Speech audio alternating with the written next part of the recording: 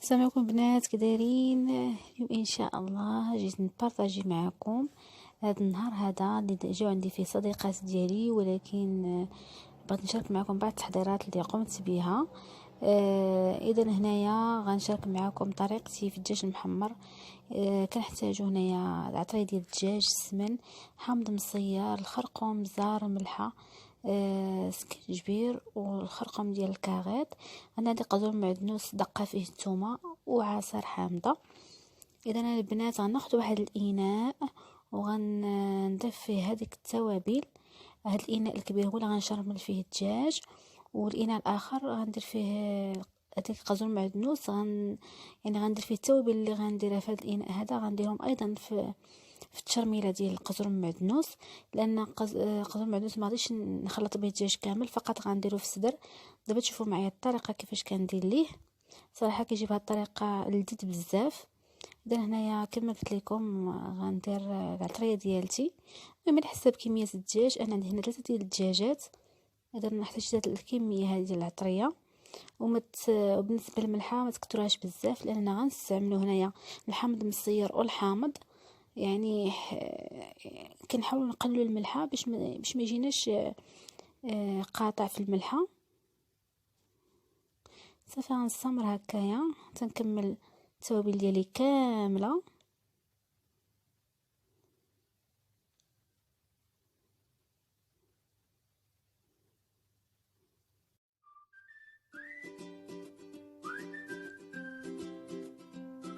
عندي معلقه كبيره ديال السمن. كما كتلاحظوا الطريقه اللي درت هنا درتو ايضا مع قزون المعدنوس.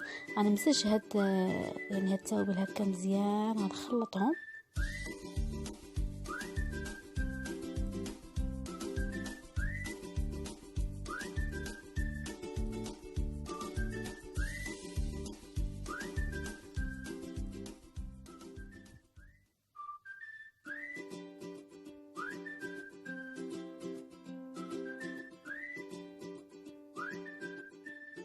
غنخلط ايضا هذاك القزبر المعدنوس مع التوابل والثومه. راني قلتها لكم راني دقه في القزبر المعدنوس. درت تقريبا شي 4 ديال الريوس ديال الثومه. صافي غناخذ الدجاج اللي كنت ديجا غسلته بالملحه وسكينجبير، وهكا غسلته مزيان وسقطرته. غناخذ الصدر غنثقبو فحال هاد الطريقه هذه، وغندخل فيه هذاك التشرميله ديال القزون المعدنوس. يعني على هاد الطريقه هذه صراحه بهاد الطريقه كيجي الصدر يعني طيب مزيان ومنسم هكا بهذيك العطريه، وما كيجيش هكا بيض، كيجي لذيذ بزاف. غير جربوها.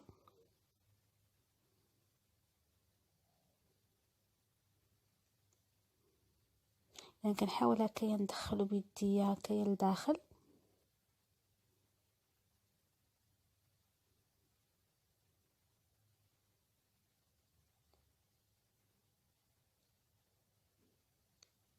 انا غنستمر هكا حتى نكمل الدجاج ديالي كاملين بنفس الطريقه.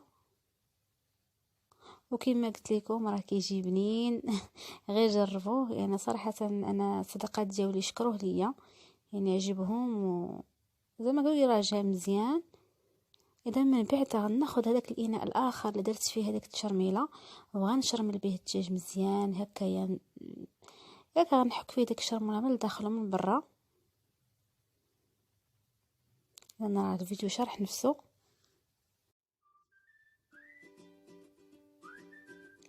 انا هاد الدجاج هذا راني كنت ديجا درته بالليل، يعني خليته مرقد في الشرموله.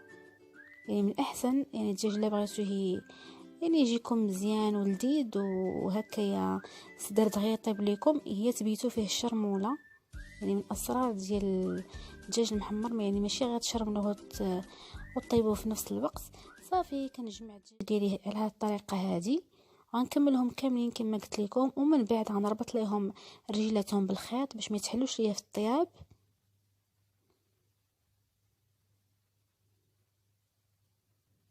انا هادشي كنقولوا غير المبتدئات، اما الطباخات الماهرات راه عارفين هادشي.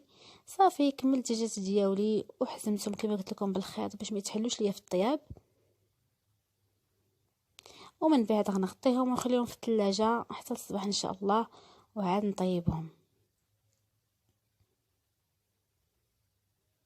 من بعد البنات الصباح هذا درتهم في الطنجره وكبيت عليهم داك المريقه، خليتهم هكا يتقلاو شويه. من بعد غنضيف ليهم بصله، درت 4 البصلات كبارين مشلضين وحده محكوكه.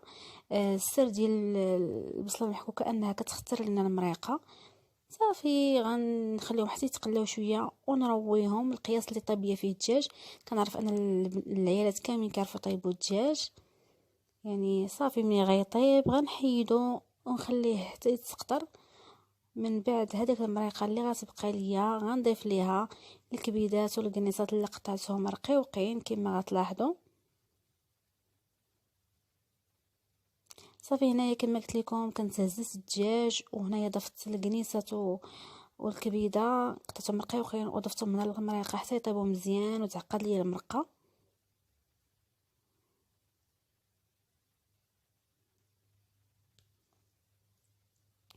اذا من بين الاشياء اللي حضرت هي هاد الشلاضه هذه اللي كتجي رائعه وكتجي لذيذه. درت هنا خديت 4 الروز، سلقته روز كلاصي، وسلقت بطاطا وحده يعني قطعتها مرصويات صغار. 2 خيزويات هما سلقتهم وجلبانه. ضفت ليهم المايز والطون والمايونيز اكيد، وكتضيفوا شويه الملح على حسب الذوق الا كان زي خاصه الملحه. كنخلطها مزيان، يعني كنخلطها هكا غير بيديا يعني باش كتندمجوا ليا العناصر كامله حتى الشطره كتجي بنينه، خصوصا ملي غنقدمها بواحد الطريقه اللي كتجي راقيه. صافي غناخذ المول وغندهنو بالزيت وغندير فيه هذيك الشلاضه اللي حضرنا مع بعضياتنا.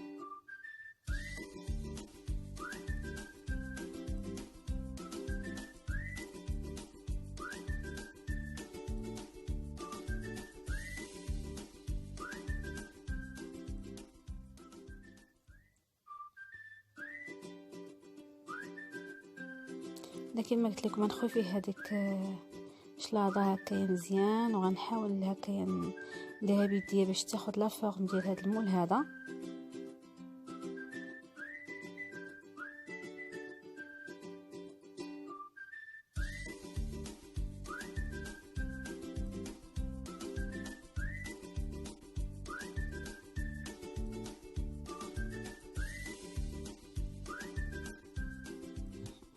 من بعد نقلبها في الطبسيل التقديم يعني اللي غنقدمها فيه.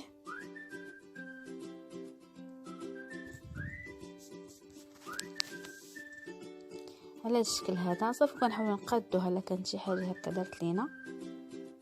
وبالنسبه للزين انا غنزينها بفرماج ديال الساندويتش، يعني غناخذ الفرماج ديال الساندويتش نقطعو على 2 وغنلصقو بالمايونيز على هاد الطريقه هذه، يعني غنستمر هكايا.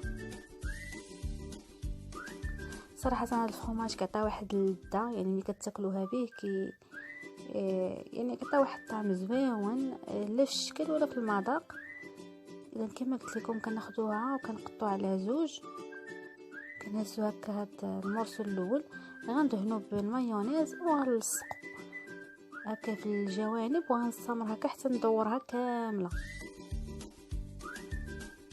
هذه هي الطريقه.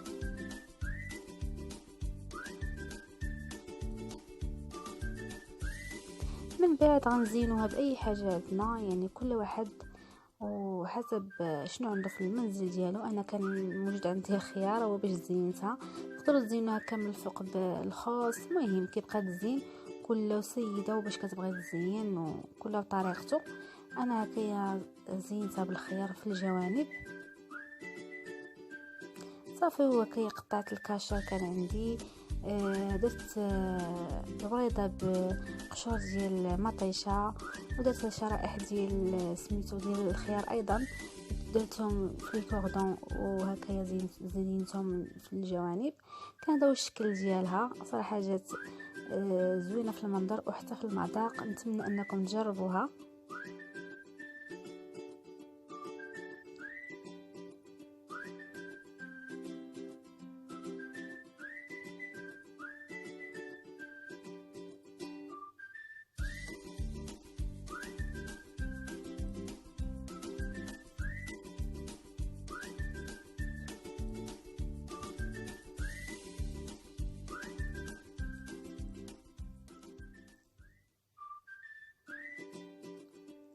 صافي هنايا من نقربوا جوج صديقات ديالي كنت دهنت الدجاج باش نديروه في الفران. بالنسبه الخلطه اللي درت هي الزبده والسمن والتحميره، راه يعني كيلذذو وكيعطيوه هذيك الحموريه.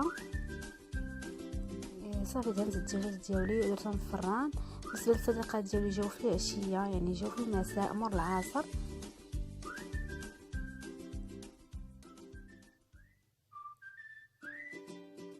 غنكمل الدجاجات هكايا وغندخلهم الفران.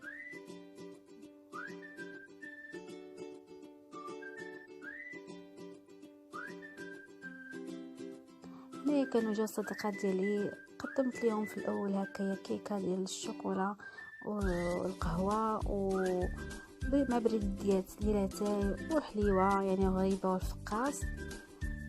دازت عشيه غزاله، يعني استرجعنا فيها الذكريات ونشطنا وضحكنا فيها. اللي ما كانش كاع وقتها باش نصور صراحه. صافي من بعد ما هزيت هذاك الصيني ديال اتاي والحلوى، قدمت لهم هذيك الشطه اللي حضرنا ببعضياتنا. كما قلت لكم راه كتجي رائعه لا في المنظر ولا في المذاق، واقتصاديه. حتى هما عجباتهم وعطاوني الشهاده ديالهم، نقول راه زوينه.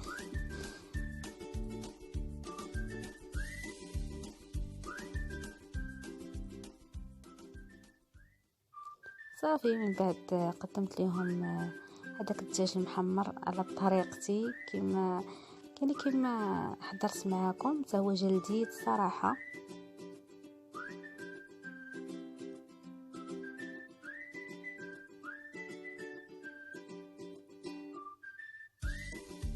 صافي في الاخير قال لي ضروري تحلي لي كادو اللي جبنا ليك، حيت هما جاو عندي مناسبه ديال باش يباركوا لي الدار. يعني ملي كنت في الدار عمرهم ما جاو عندي، وكانت هي المناسبه باش يجيو. وقال لي ضروري تحلي لي كادو اللي جبنا ليك. صافي بقيت كنحلهم، وراه جاوني كادويات اخرين غير ما كانش مناسبه يعني باش نوريهم ليكم. يعني صراحه اللي جا راه كيجيب اللي كتب الله. كلشي كنقول ليه يعني شكرا على لي كادو اللي جبتوا ليا. اذا هادو هما لي كادو اللي جابوا. اذا هذه عباره عن بونبونيير، عجبتني بزاف. اذا عطيتها ليك الصديقه ديالي في ساعه الخير ان شاء الله. اللي جاب لي شي حاجه كنقول ليه شكرا من هنايا، وردها لك في ساعه الخير ان شاء الله. يعني بما انه كتفكرك راه يعني هذيك هي الدنيا وما فيها. عجبتني بزاف صراحه. والصديقه الاخرى جابت لي عصاره ديال الليمون، كانت سولاتني قالت لي واش خاصها، قلت لها خاصني حيت ديالتي كانت خسرات وكنت محتاجاها، خصوصا دابا رمضان كنحتاجوها بزاف. حتى كنقول لها شكرا بزاف. ويمكن هذا هو الفيديو ديال اليوم، يعني شاركته معكم. نتمنى انه يعجبكم، ونتمنى ان تكونوا استفدتوا منه ولو بشيء بسيط. كنقول لكم عواشركم مبروكه. الى فيديو اخر حبيباتي، مع السلامه. ما تنسوش البنات الاشتراك في القناه، وما تنسوش لي لايك ولي كومونتير. الى فيديو اخر كما قلت لكم، مع السلامه.